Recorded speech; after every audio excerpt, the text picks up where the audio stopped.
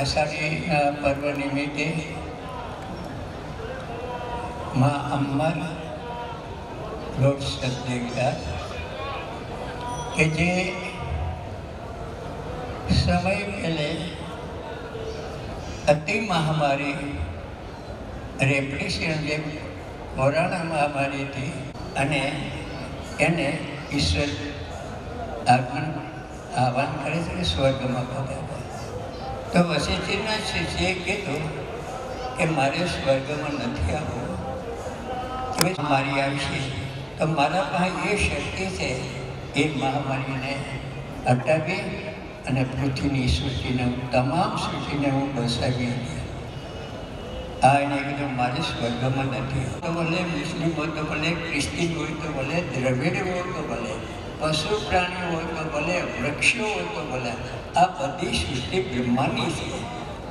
તો એ ઋષિને તમે બધા કેટલા પ્યારા છો, તમારી બધાને પ્યારા આવો એટલા એને પ્યારા છે. અને સ્વર્ગનો સંત પાસે છે કે સંત તમે સ્વર્ગની અંદર પધારો. તમારે સ્વર્ગમાં નથી આપ્યું કારણ કે પછીને કોઈ રક્ષક નિરાધાર એ મહામારી આવશે ત્યારે હું ખુદ પૃથ્વી ઉપર અવતાર લઈને આવીશ, જેનું નામ સતદેવદાસ. જ્યાં સત છે ત્યાં અમર છે. અમર છે સો ધર્મ રક્ષક છે. તારી અંદર જે ચેતના છે ને એ જ તારું, એને સંભાળ, એને લાલન પોષણ કર, એને દુઃખી કરીમાં, ચિંતામાં મુખમાં તું, નમણો પકડીમાં તું, એને આનંદમય કહી દે. આપણી તમન્ના હોય છે. અનેક વખતે આપણે છોઈચ્છા ચાવી છે. આપણને કોઈ બંધન નથી કરતું, કોઈ કરાર નથી.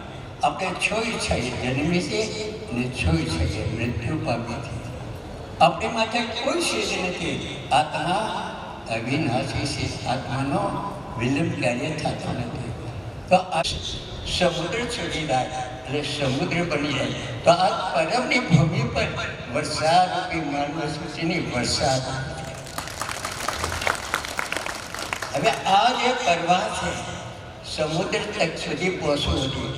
તો સમુદ્ર રૂપી જે સૃષ્ટિનો સર્જનતા નિષ્કલંક વિષ્ણુ.